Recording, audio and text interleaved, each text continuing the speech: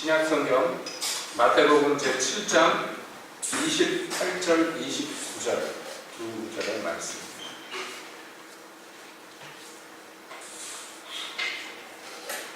마태복음 제7장 28절 29절 두 절의 말씀 우리가 한 목소리로 함께 읽겠습니다. 예수께서 이 말씀을 마치심에 우리들이 그 가르치심에 놀래니 이는 그 가르치시는 것이 권세 있는 자와 같고 저희 서기관들과 같지 아니함이로다. 아멘. 하나님, 이 시간에 주의 말씀을 듣기 원합니다. 오셔서 우리 가운데서 말씀하여 주시옵소서. 예수님의 이름으로 기도합니다. 아멘. 우리가 그동안 마태복음 5장, 6장, 7장 그래서 예수님의 산상순이라고 불리는 이 한편의 설교의 말씀을 함께 살펴보았습니다. 그 산상순, 그 교훈은 27절에서 마칩니다만 그러나 우리는 이 시간에 그 7장의 마지막 두 구절을 읽습니다. 이 구절은 사실은 별로 의미가 없어 보일지도 몰라요. 우리가 산상순을 얘기할 때 마태복음 5장, 6장, 7장이라고 얘기합니다만 사실은 5장 1절도 배경 설명일 것이라고 얘기할 수 있겠죠. 예수께서 산에 올라가 앉으시니 제자들이 나오는지라 입을 열어 가르쳐 가라사대 이렇게 시작하잖아요. 그러니까 그게 교훈은 아니지만은 그래도 산상순의 일부분입니다. 그리고 오늘 읽은 본문의 말씀도 역시 마찬가지인데요. 왜냐하면 이것이 굉장히 의미가 있기 때문에 그렇습니다. 모든 성경이 그렇습니다만은 어떤 성경의 어떤 구절이라도요 필요 없는 구절이 없고요 쓸데없는 구절이 없는 것이에요. 그러면 우리가 읽는 이 7장의 마지막 두 구절은 우리에게 어떤 것을 교훈하고 어떤 의미를 우리에게 전달해 줄까요? 이것은 굉장히 중요한 역할을 합니다. 그렇기 때문에 성령께서 이 구절을 이 성경 저자에게 적게 만드셨을 거예요. 무슨 말씀인가 하면요, 우리는 이 마지막 7장의 두 구절을 통해서 어떤 것을 만나게 됩니다. 그것은 바로 이 산상순의 말씀을 우리에게 전달해 주시고 우리에게 말씀하시는 예수님을 만나게 된다. 그러니까 이제까지 우리가 산상순 그 교훈 자체에 집중을 하고 있었다면 이제 그 마지막의 두 구절은요 그 교훈을 말씀하시는 일을 주목하게 만든다. 그분이 누구신가? 이것을 다시 한번 우리에게 상기시켜 줍니다. 자, 예수님이 산에 올라가 앉으시니 제자들이 나와왔습니다. 그래서 입을 열어 가르쳐 가라사대 이렇게 산상순이 시작되는데 마지막에 보니까요 이 말씀을 예수께서 마치심에 무리들이 그 가르치심에 논란이 이렇게 돼 있어요. 그러니까 제자들이 나오는지라 입을 열어 가르쳐 가라사대 이렇게 시작됐던 말씀이 무리로 끝납니다. 그러니까 우리가 여기에서 무엇을 알 수가 있느냐, 예수께서 이 산상순의 말씀을 사실상 제자들에게 주시는 것인데 이방인들에게 주는 게 아닙니다. 하늘에 계신 우리 아버지여 라고 부를 수 있는 어떤 존재들, 그 사람들에게 이 교훈을 말씀했는데요, 그 제자들에게 이 교훈을 말씀하시는데 무리들이 들었어요.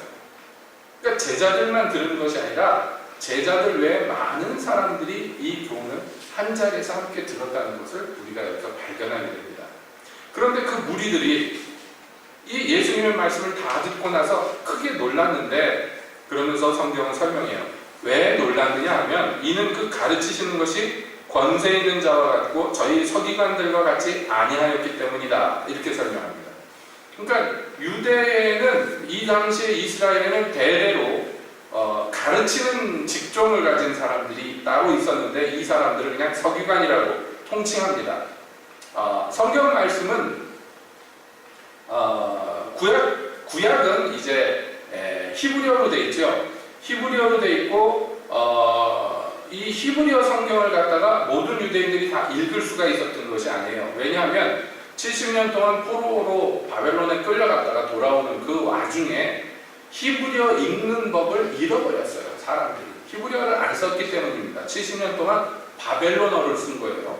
그 이후로 쭉 이스라엘 사람들의 공용어는 바벨론 언어입니다.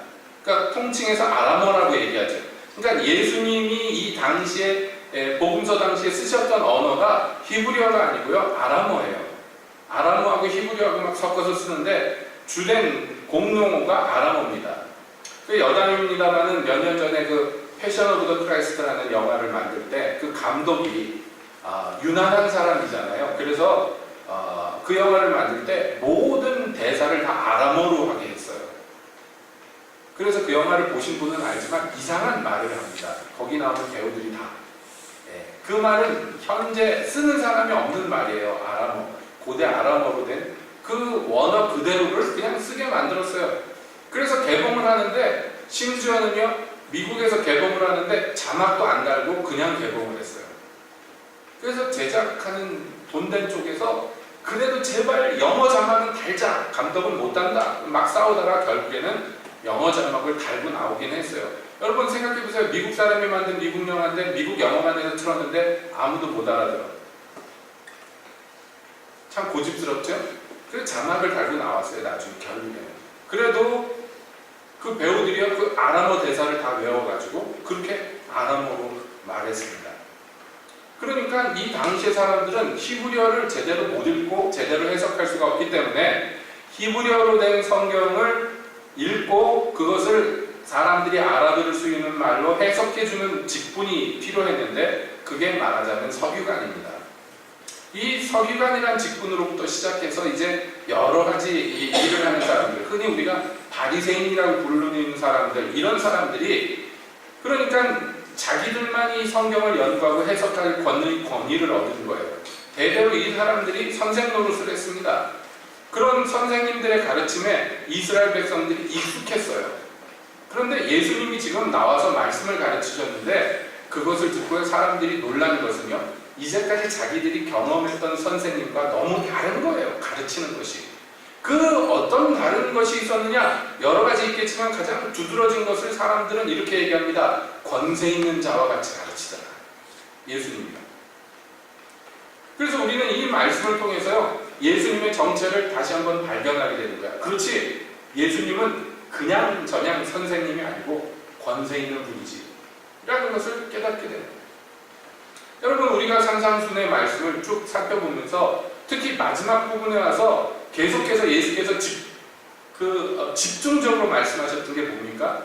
예? 나의 이 교훈을, 나의 이 말씀을 행해야 된다. 듣고 말면 안 된다. 행해야 된다. 이렇게 얘기하십니다. 여러분, 왜 우리가 그것을 행해야 됩니까? 여러분, 왜 우리가 산상순의 삶을 살아야 됩니까? 무엇 때문입니까? 그 교훈이 아름답고 그 교훈이 참 윤리적이고 그 교훈이 참 도덕적이기 때문에 그렇게 살아야 됩니까? 예? 옳기 때문입니까? 선하기 때문입니까? 다 맞습니다. 그러나 진짜 중요한 이유는 뭐냐면 이게 예수님이 말씀하셨기 때문에. 예수님. 이것을 우리가 실감해야 되는데, 왜냐하면요, 자 보세요. 예수님이 말씀하시는 게 왜 서기관들과 다른가? 서기관이라는 사람들이 가르치는 바 그 기본적인 형태가 뭐냐면 역대의 유명한 선생님들의 이론과 가르침들을 인용하고 그것을 그저 앵무새처럼 계속 짓거리는 것, 그 이상도 이하도 아닙니다. 그것은 꼭 이 서기관들만 그러는 것이 아니라 보통 얘기할 때 이 죽은 학문이라는 것이 다 그렇습니다. 여러분, 조선시대 때 유교를 이 통치 이념으로 선택을 했는데 이것이 500년 동안 연구를 하다 보니까 나중에 어떻게 되느냐면 유교 중에서도 주자라는 사람이 만든 유교 학문, 그래서 주제학이라고도 부르고 성리학이라도 부르는 것, 그것을 그대로 답습하는데 조선의 모든 이 유학자들이 힘을 썼어요. 답습이라는 게 중요해요. 거기서 나가면 안 돼. 주자의 얘기에서 벗어나면 안 돼. 주자가 이렇게 얘기했는데 거기에 대해서 다르게 얘기하는 사람은요, 그 당시에도 이단이다 이렇게 해가지고요, 심지어는 죽은 사람 무덤을 파가지고 그 무덤을 부관참시라고 그러죠. 시체를 갖다 토막을 치고 그랬어요. 이단이라고. 왜 그러냐면 죽은 학문이 되기 때문입니다. 처음에는 그렇게 시작을 안 했겠죠. 보세요. 주자학이 유행이 지나가고 중국에서 뭐 훈고학도 나오고 무슨 학도 나오고 유교의 여러 가지 가르침들이 다양하게 계속 세월에 따라서 다르게 나타나는데 조선만 죽자사자 주자학을 붙들고 끝까지 지금까지 지금까지도 우리나라에서 유교다라고 얘기하는 건 주차 또는 성리학이라고 불리는 그거예요. 그 카테고리 안에서, 그 범위 안에서 지지고 볶고 하는 거죠. 그러니까 여러분 그 사극 같은 데 보시고 옛날 책 같은 거 보시면 뭐라고 그럽니까? 유학자들이 얘기하는 걸 사람들이 뭐라고 그러냐면 공자왈 맹자왈 한다 그러죠. 그게 뭐냐면 공자의 말을 인용하고 맹자의 말을 인용하는 거예요. 공자가 이렇게 얘기했다, 맹자가 저렇게 얘기했다. 그리고 끝이. 너는 뭐라고 얘기할 건데? 너는 자기 의견이 없어요. 자기 의견을 얘기하면 안 돼요. 여러분 이것이 지금 현대 문명의 큰 딜레마예요. 뭐냐면 인문학이 죽었다 이런 얘기들 들으셨을 거예요. 들어보셨습니까? 인문학이 죽었다. 왜 이런 얘기가 나오냐면 근래 몇십 년 동안 새로운 이 인문학이라는, 그러니까 통칭해서 얘기하는 무슨 철학이나 문학이나 사상이나 이런 것에 새로운 게 나오질 않아요. 지금 우리가 사는 시대가 그래요. 왜냐하면 인용할 것이 너무 많아요. 이제 쌓이고 쌓여서 철학자들의 사상과 사상가들의 주장과 이런 것들이요 너무 많이 쌓여서 평생 동안 누가 무슨 얘기했나 그거 연구하다 보면 늙어 죽어요. 그러니까 새로운 걸 만들 수가 없어요. 현재 시스템이 그렇게 돼버렸어요. 옛 것을 답습하다 보니까 새 것이 나올 수가 없는 지식된 상태가 돼버렸습니다. 여러분 예수님 당시에 유대교가 딱 그랬어요. 예? 어떤 랍비가 이렇게 얘기했고 어떤 랍비가 저렇게 얘기했고 사람들에게 그 얘기만 합니다. 그러니까 거기에 익숙해 있는데 예수님은 뭐라고 얘기하시냐면요. 나는 너희에게 이렇게 말하는데 라고 얘기해요. 너희가 옛사람에게 이렇게 배웠지 나는 너희에게 이렇게 말한다. 그러니까 말하시는 방식이 달라요. 예수님은 분명하게 뭐라고 얘기하시냐면 나는 이렇게 너희에게 말한다 라고 얘기합니다. 이것은 굉장히 중요한 부분인데 사람들이 왜 그렇게 말을 못했을까요? 예수님처럼. 왜냐하면 그렇게 말하면 책임을 져야 돼요. 여러분 이게 그러니까 과거에 뭐 누구누구가 이렇게 어떤 신학자가 이렇게 얘기했다 그러면은 그게 잘못됐을 땐 누구 책임이에요? 그 죽은 신학자 책임이 됩니다. 어떤 교리 논쟁이 있었을 때. 그런데 내가 어떤 것을 주장한다는 것은요 모든 책임을 내가 지는 거예요. 그러니까 어떤 랍비도 어떤 서기관도 그렇게 책임을 지려고 하지 않습니다. 책임을 질 수도 없고. 그러니까 이 모세를 통해서 주신 율법을 그저 설명하고 해석하는데 연연하고 그 해석도 자기에게서 나온 것이 아니라 어떤 선생님의 말들을 인용하는데 연연하는 그 많은 선생님들 가운데 예수님만 유난하게 다르게 얘기합니다. 너희가 옛사람에게 이렇게 들었는데 나는 너희에게 이렇게 말한다. 여러분 예수님이 그렇게 얘기하실 수 있었던 이유가 무엇일까요? 그냥 예수님이니까 이렇게 얘기하지 마시고요. 무엇이 달랐을까요? 다른 선생님들과. 이게 굉장히 우리가 산상순을 통해서 만나는 기묘한 부분입니다. 잘 보세요. 예수님이 팔복을 쭉 설명을 하셨어요. 예? 팔복을 처음에 산상순 시작하면서 팔복을 쭉 설명하시고 마지막에 덧붙여서 의를 위하여 핍박을 받는 자는 복이 있다 이렇게 팔복이 끝났는데 거기 덧붙여서 11절에 보면 뭐라고 나오냐 5장 11절에 보세요. 이렇게 나옵니다. 나를 인하여 너희를 욕하고 핍박하고 거짓으로 너희를 거스려 모든 악한 말을 할 때 너희에게 복이 있나니 기뻐하고 즐거워하라. 하늘에서 너희 상이 큼이라. 자 이렇게 말씀합니다. 여러분 이상하지 않으세요? 이상한 거 발견하셨어요? 이상하다는 게 잘못됐다는 얘기가 아니고 좀 특별한 부분을 발견하셨습니까? 지금 이 말씀은요 8번째 팔복, 8번째 복을 부연 설명하시는 부분이에요. 8번째 복은 의를 위하여 핍박을 받는 자는 복이 있나니 천국이 저희 것이며 이렇게 들으면 그렇지 성도라는 사람들은 하나님의 백성이라는 사람들은 의를 위해서 핍박을 받는 사람들이지 하고 우리가 받아들일 수 있어요. 그렇죠? 여상하게 받아들일 수 있는데 그 말씀을 예수님이 더 확장하고 강화해서 말씀하시면서 뭐라고 그러셨냐면 나를 인하여 사람들이 너희를 욕하고 핍박할 때 너희에게 복이 있다 이렇게 얘기했어요. 발견하셨어요? 예수님은요 어떤 고결한 고결한 어떤 그 사상, 고결한 이념을 위해서 너희가 핍박을 받으면 복이 있다라고도 얘기하지 않으시고요. 너희가 하나님을 위해서 핍박을 받으면 너희에게 복이 있다라고 얘기도 안 하시고요. 나를 인하여 너희가 핍박을 받으면 복이 있다 이렇게. 그러니까 예수님이 말씀하시는 게 왜 다른가를 여러분들이 느끼셔야 돼요. 발견하셔야 돼요. 예수님은요 지금 뭐라고 얘기하십니까? 나를 인하여 핍박할 때, 사람들이 너희를 핍박할 때, 도대체 그러면 예수님은 무슨 얘기를 하시는 걸까?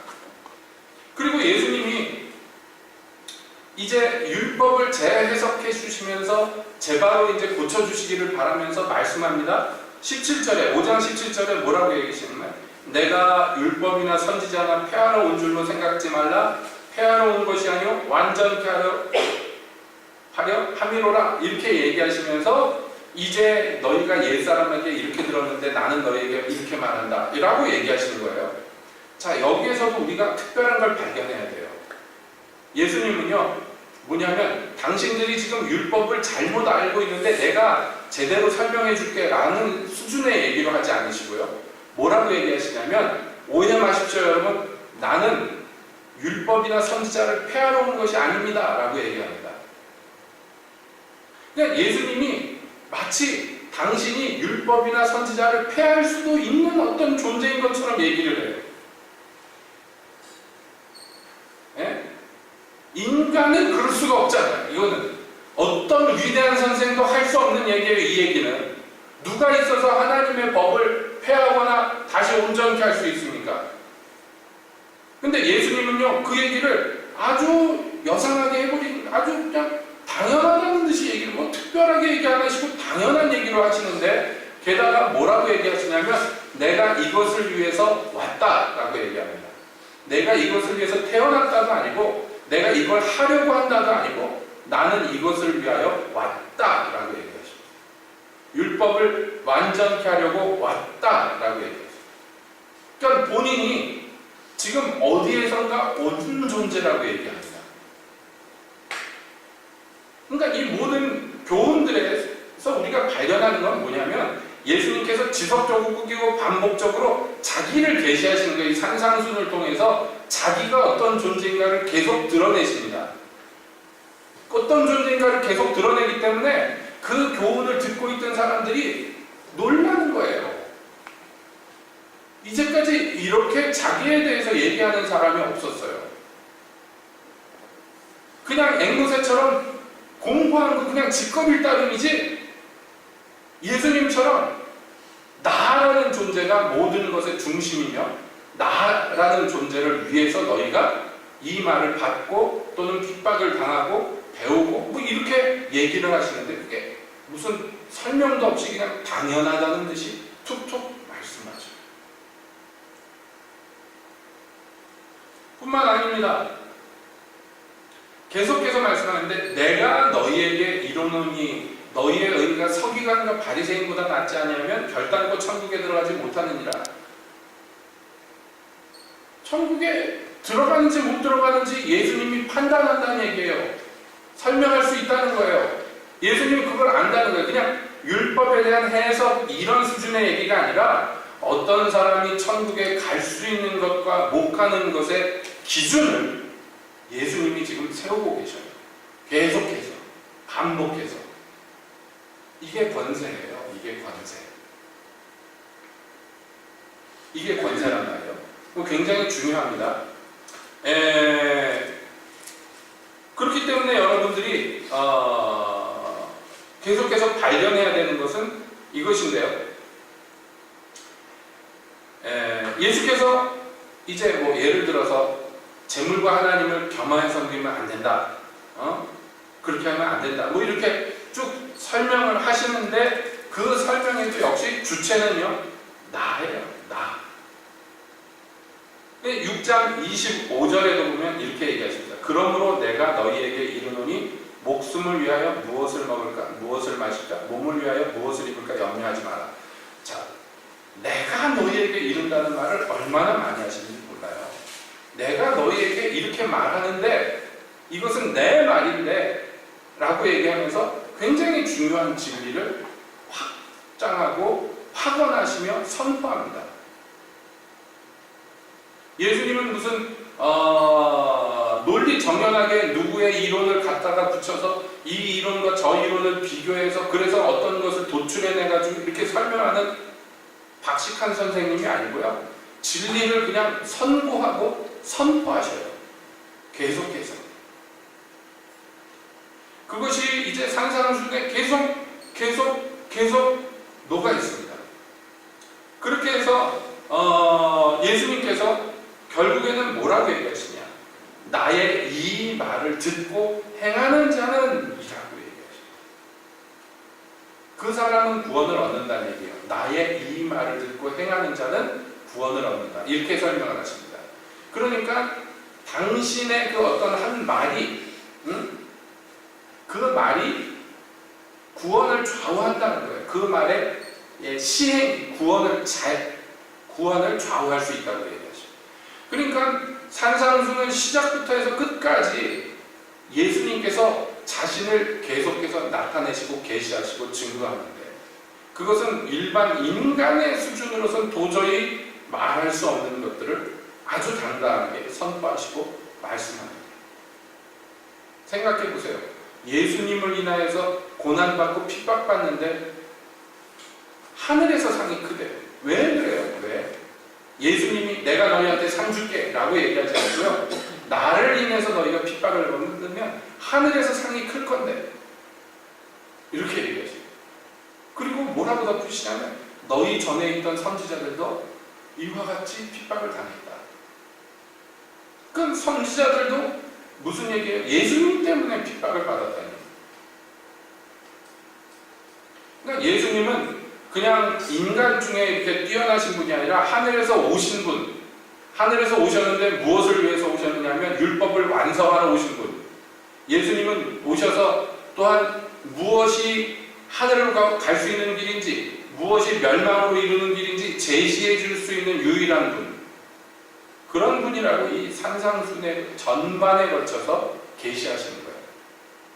자, 그렇기 때문에 이 7장의 마지막 부분은 중요합니다. 왜냐하면 우리가 산상수훈에 대해서 처음 이 강론을 시작할 때도 그런 말씀을 드렸습니다만은 어떤 많은 그 신학자들이 뭐라고 기독교에 대해서 20세기에 들어와가지고 정의를 내렸냐면 기독교는 원래 그런 종교가 아닌데 사도 바울이 나중에 기독교를 변질시켰다는 거예요. 초대교회 때. 그래서 기독교의 진리는 그런 게 아닌데 이 바리새인 중에 하나였던 사도 바울이 자기가 가진 사상으로서 기독교 전체의 사상을 변질시켜서 그래서 교회가 이상하게 됐다는 거예요. 그때부터. 그러니까 우리가 해야 될 것은 원래 기독교로 돌아가야 된다는 거예요. 이렇게 실제로 주장했어요. 많은 학자들이.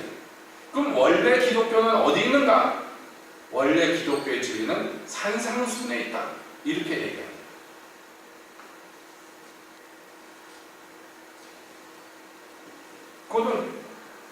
그래가지고요, 많은 사람들이 그 산상수훈으로 돌아가야 된다는 그 주장에 동의하고, 그래서 그때부터요, 기독교가 죄송한 표현이지만 맛이 갔어요. 왜냐하면 산상수훈으로 돌아가자. 근데 산상수훈으로 돌아가되 산상수훈의 전체가 아닌 어떤 몇몇 구절들, 예를 들자면 원수를 사랑하고 오른편 뺨을 치면 왼편 뺨을 내밀고 이런 거, 우리 기독교인들이 그렇게 살아야 된다는 거예요. 그렇게 살면 이 땅에 평화가 도래하고 전쟁도 그치고 서로서로를 위하고 그렇게 아름답게 살 수 있다는 거예요. 이 땅에서 천국이 이루어질 수 있다는 거예요. 그런데 저 배타적인 유신론, 아니 유일신론에 사로잡힌 유대인 중에 유대인인 사도 바울이 이 모든 것들을 다 타락시켰다는 거예요.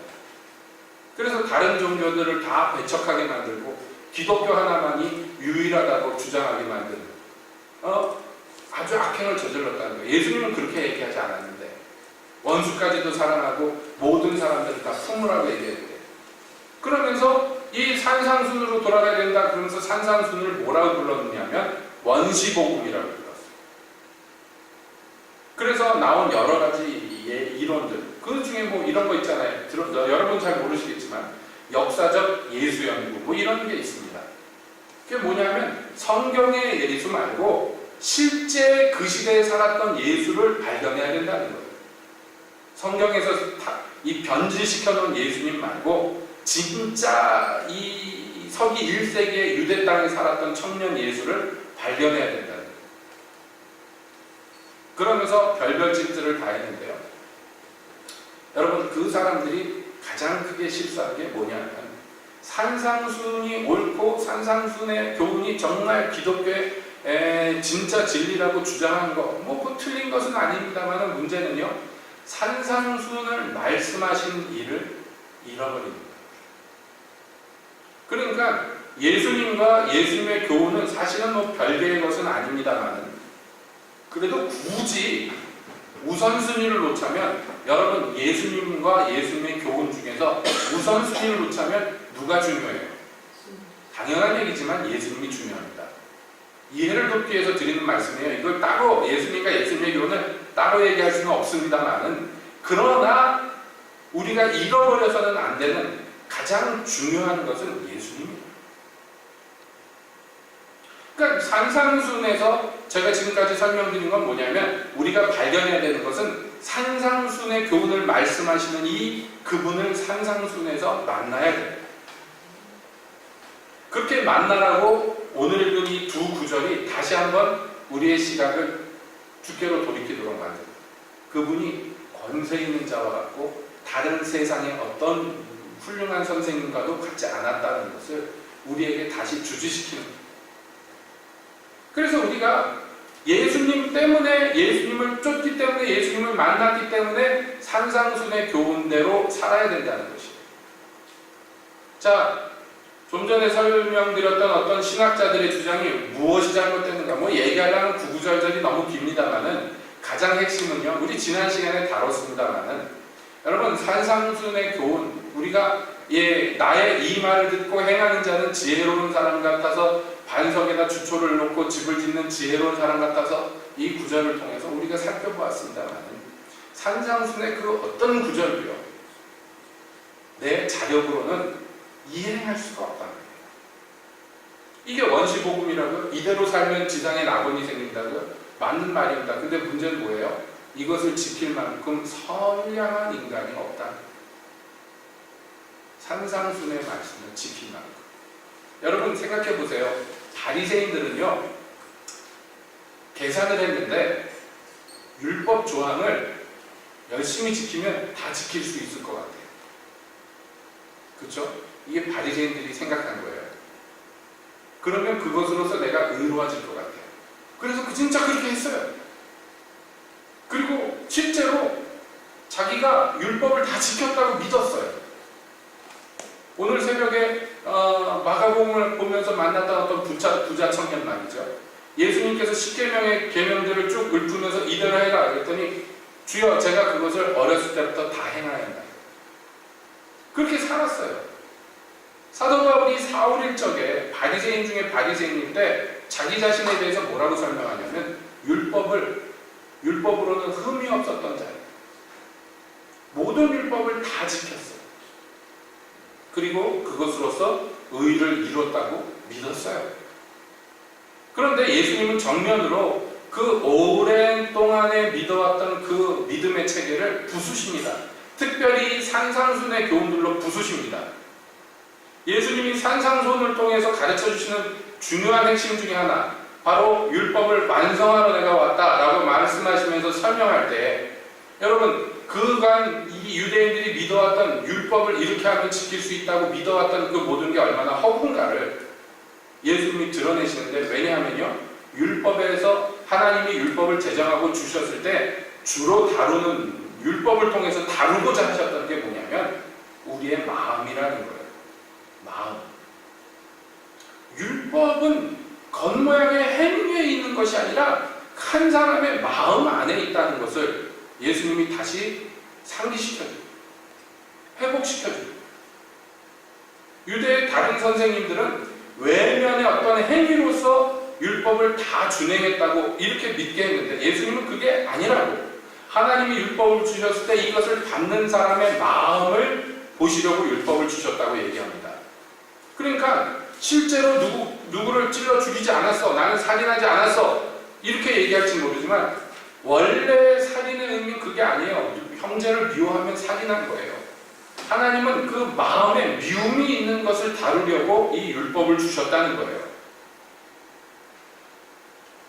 예? 여러분, 뭐 새벽 시간에도 얘기했지만 다시 한번 말씀해 봅시다. 10계명을 여러분 봅시다. 율법의 모든 기초와 뼈대가 되는 게 이 10계명인데 10가지 계명인데 여러분 1계명이 뭐예요? 응? 1계명이 뭐예요? 나 외에 다른 신을 너희에게 두지 마라. 2계명은요?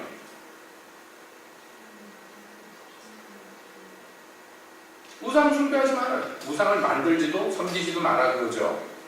자, 유대인들은 뭐라고 생각했냐면 내가 우상을 만들지도 않았고 내가 우상 앞에 가서 절하지도 않고 섬기지도 않았기 때문에 나에게는 하나님밖에 없다고 생각을 했어요.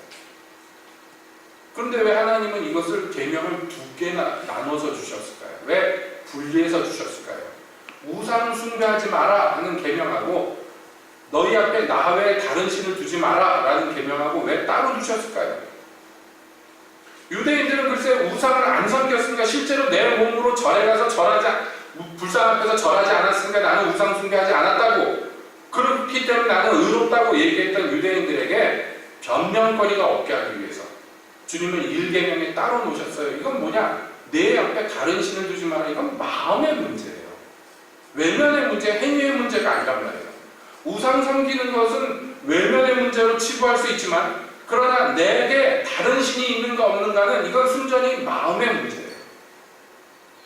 절간에 가서 절하지 않았다 할지라도 내 마음에 다른 신이 얼마든지 있을 수 있어요. 하나님보다 더 사랑하는 게 다른 신이잖아요. 그냥 더도 덜도 아니에요. 예수님이 말씀하셨잖아요. 재물과 하나님을 겸하여 섬길 수 없는데 사람이 두 주인을 섬길 수 없기 때문이다. 응? 그러니까 어떤 때는 돈이 내 신이 되고 어떤 때는 하나님이 내 신이 되고 그거는 1계명을 정면으로 율배하는 거예요. 근데 유대인들이 그것을 알려고 하지 않고 실제로 몰랐고 그렇기 때문에 담력 있게 나는 우상을 안 섬기네, 나는 하나님만 섬기네, 내게는 하나님 한 분밖에 없네, 이렇게 담대하게 얘기할 수 있었어요. 자기 마음을 감찰하시는 하나님을 무시하기 때문에. 이게 1계명이에요. 그리고 쭉 계명이 나오다가 10번째 계명이라면 무슨 얘기가 나옵니까? 10번째 계명이에요. 예, 탐내지 마라.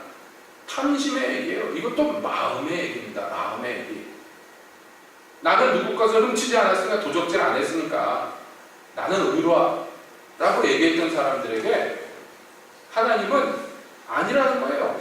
마음의 문제라는 거예요. 하나님 앞에서는 항상 마음이 그냥 감출 수 없이 드러나 있잖아요. 우리의 마음이. 율법을 통해서 그걸 발견하는 거예요. 1계명이 마음으로 시작해서 10번째 계명이 마음으로 끝나요. 그러니까 가운데 있는 모든 얘기들도 다 사실은 마음의 얘기예요.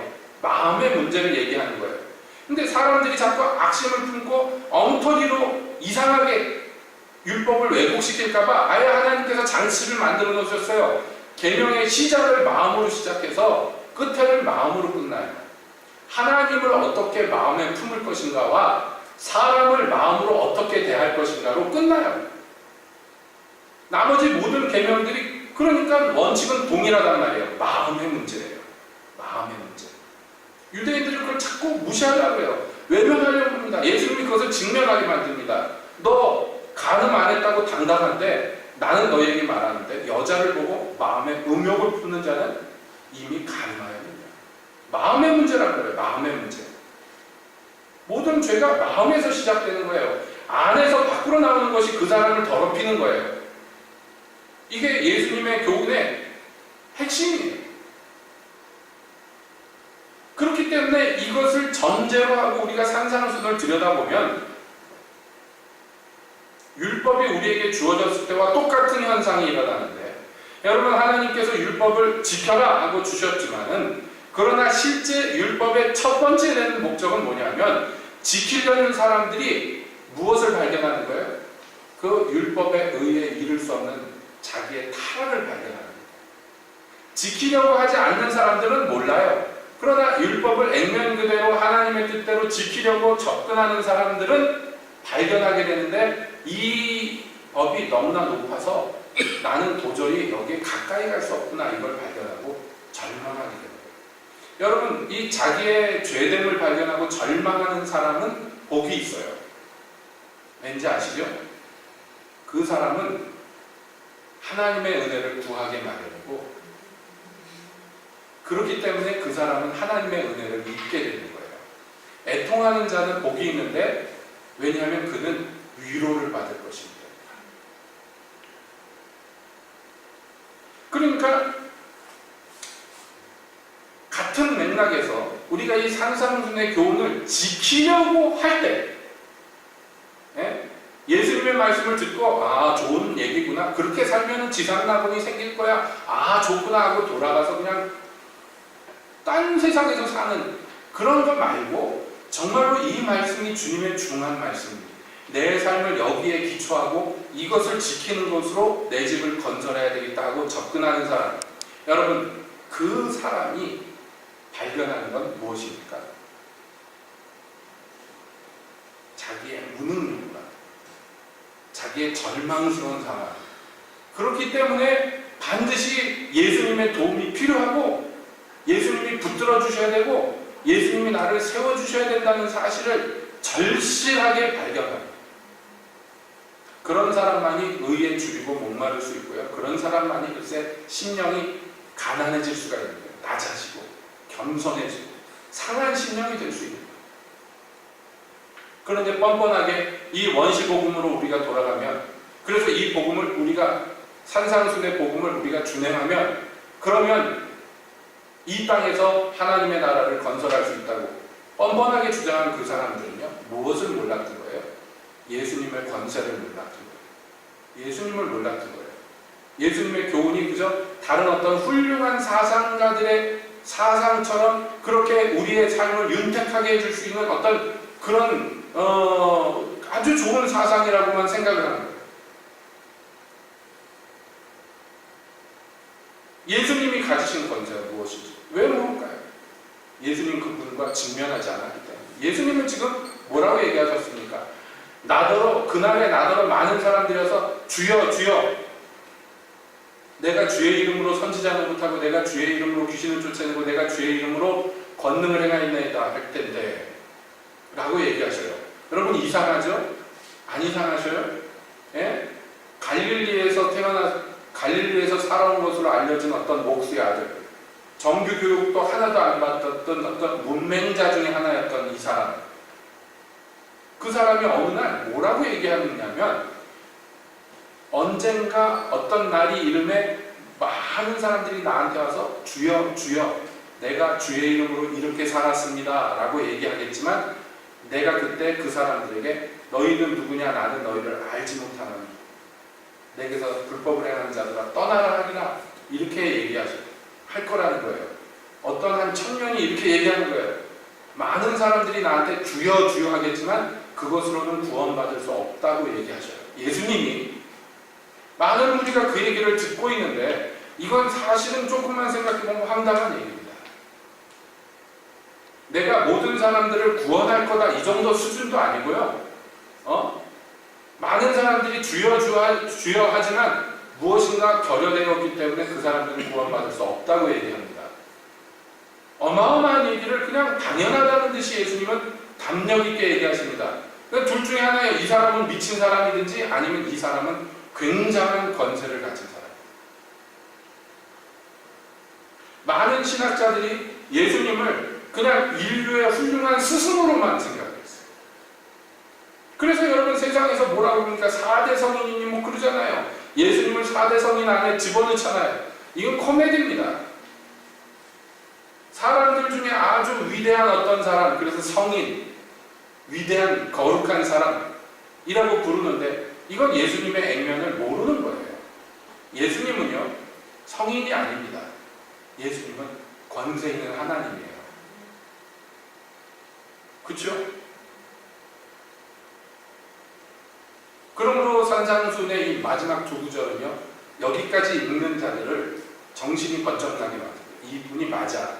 세상 사람들의, 아무것도 모르는 사람들의 눈으로 봐도 이분은 권세 있는 사람이며, 이분은 다른 어떤 위대한 선생님들과 전혀 질적으로 다른 종류의 그런 선생님이야. 맞아. 그 당시에 무리들이 보고도 놀랐어.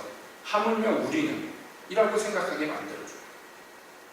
이 교훈을 하신 분을 다시 기억하게 하시고, 기억하게 하고 주목하게 만들어줍니다. 그러니까 이 마지막 산상순의 이 부분 앞에 서서 저와 여러분들도 어떤 진리를 발견해야 돼요. 직면해야 돼요. 우리가 이제까지 몇 달 동안 산상순의 말씀을 살펴보았지만 돌고 돌아 결론은 무엇이냐? 그러니까 이 산상순의 말씀대로 우리가 살아야 되지만 그렇게 하려면 예수님 앞에 있어야 돼요. 예수님과 직면해야 된다. 예수님 떠나서는 안 된다. 예수님은 놀랍게도 자기와 직면하지 않는 자, 자기를 떠나 있는 자들도 주님의 이름을 부르며 신앙생활을 하는 것을 허락하셨어요. 그런 자유를 좋아서 허락하신 게 아니에요. 그게 좋은 거기 때문에 허락하신 게 아니에요. 그만큼 우리를 존중해 주신단 말이에요. 우리의 선택권을, 우리의 자유를 존중해 주셔요. 우리를 강제로 노예로 삼지 않으시고, 우리가 얼마든지 기쁜 마음으로 단마음으로 예수님을 선택할 때까지 기다리십니다. 이거 얼마나 놀라운 일인지 몰라요.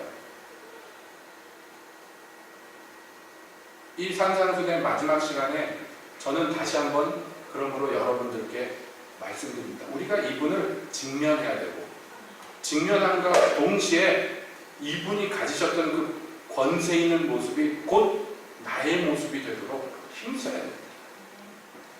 여러분, 우리가 나가서 세상에서요, 어떤 모습으로 나타나야 될 것입니다. 본질을 얘기하는 거예요. 본질. 어떤 모습으로 나타나야 될 것입니다. 여러분, 사실은 우리가 이 세상에서요, 뭔가 권세 있는 자로 나타나요. 왜냐하면 우리가 마태복음을 보고 있습니다만, 마태복음의 맨 마지막에 가면 예수님께서 하늘과 땅의 모든 권세를 내게 주셨으니 그러므로 너희는 가서, 이 권세가 나한테 있는데 이 권세가 곧 너희의 것인데, 왜냐하면 내가 세상 끝날까지 너희와 항상 함께 있기 때문에. 그래서 내가 너희에게 가르쳐 분부한 이 교훈들, 뭐 많습니다만 예를 들자면 산상순 같은 거 말이죠. 이것을 너희가 다른 사람에게도 가르쳐서 지키게 해야 된다. 근데 우리가 생각해 보세요. 예수님이 산상순을 나에게 주셨어. 내가 이것을 다른 사람들에게 줘야 돼. 근데 어떻게 줘야 돼요? 예수님이 나한테 주신 것과 같은 방식으로 다른 사람들에게 이것을 줘야 됩니다. 예수님이 나에게 어떤 방식으로 주셨느냐? 세상의 다른 어떤 선생님들과 같은 방식이 아니라 권세 있는 방식으로 내게 주셨어요. 똑같은 방식으로 내가 이것을 사람들에게 증거할 때 그걸 뭐라고 그러냐면 증인이라고 해요. 보고 듣고 경험한 바를 그대로 전달하는 게 증인이에요. 그러니까 여러분, 우리를 통해서 세상에서요, 야, 쟤네가 전하는 것은 권세 있구나, 이걸 사람들이 이해는 못하더라도 느끼게는 해줘야 돼. 이게 교회의 사명이거든요. 그러니까 교회의 가장 큰 현재의 문제는 뭐냐면 우리가 이 권세를 갖다가 누리지 못한다. 이 권세를 못 누린다는 거예요. 이거야 여러분, 우리가 정말 간절히 애통해하면서 주님 바짓거리를 붙잡으면서 매달려야 될 문제. 그렇지 않고야 어떻게 이 우리가 받은 바 교훈을 전할 수 있습니까? 지키게 할 수 있습니까? 모든 족속에게 말이죠.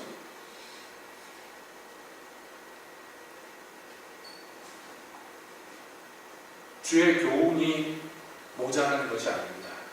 주님의 능력이 모자란 것도 아닙니다. 주님의 권세가 없어서도 아닙니다. 문제는 그 교훈과 능력과 권세가 우리를 통해서 나타나지 않음에입니다. 여러분, 우리에게 있는 이 비극을 슬퍼하면서 애통해하면서 주님께 간청해야 돼요. 예? 나를 통하여서 이 권세의 한 자락, 작은 부분이라도 나타나게 해주시옵소서. 여러분, 우리가 이것을 간절히 구하는 사람들이 되어야 됩니다. 우리 찬양 중에 있잖아요. 예수님처럼 바울처럼 그렇게 살 수 없을까? 남을 위하여 자기 몸을 들이신 것 같이. 예? 이런 열망이 있어야 된단 말이에요. 실제로 하든지 못하든지는 둘째 문제고. 그래서 정상적인 기독교인들이 갖는 전형적인 모습 중에 하나는요, 그거를 소망하는 거예요. 뭘 소망하냐면, 내가 데이비드 브레이너드처럼, 내가 이용도 목사님처럼 어떻게 하면 살 수 있을까? 내가 어떻게 하면 이런 분들을 닮을 수 있을까? 내가 요한 웨슬레처럼, 어떻게 하면 히틀비틀처럼, 어떻게 하면 요나단 에드워드처럼, 예? 어떻게 하면 길선주 목사님처럼, 어떻게 하면 누구처럼, 그래서 최종적으로 어떻게 하면 예수님처럼, 이걸 소망하고 열망하는 거예요. 그게 정상적입니다. 그런 소망이 없는 것은요, 병든 것이에요. 우리가 예수님의 교훈에 이 주초를 놓고 집을 짓고자 할진데, 여러분, 분명한 사실은요, 이런 열망이 있어야 된다. 어떻게 하면 예수님이 말씀을 전했을 때 사람들이 놀라며 권세 있구나 라고 얘기했던 것처럼 내가 그렇게 사용받을 수 있을까? 어떻게 하면? 감히 구하건대 어떻게 하면 그렇게 주님의 나라를 예수님처럼 증거할 수 있을까? 어떻게 하면 예수님처럼 권위 있게 나는 여러분들에게 이렇게 말합니다 하고 진리에 대해서 확증을 가질 수 있을까? 여러분, 이런 것들이 사실상 우리의 영적인 고민거리가 돼요. 이 시간에 다시 한번 주님의 은혜를 구하며 나아갑니다. 내가 주를 직면할 때만 가능합니다. 수건을 벗은 얼굴로 하나님의 아들께 나아가서, 그래서 얼굴과 얼굴을 맞대었을 때 나는 영광에서 영광으로 하하여 그의 형상을 취할 수 있습니다. 닮을 수 있습니다. 오늘 이 시간 다시 한번 주님의 은혜를 구합니다. 주님의 은혜에 직면하기를 원합니다. 그 하나님의 아들의 형상을 보게 되기를 원합니다. 기도로 주님 앞에 나아갑시다.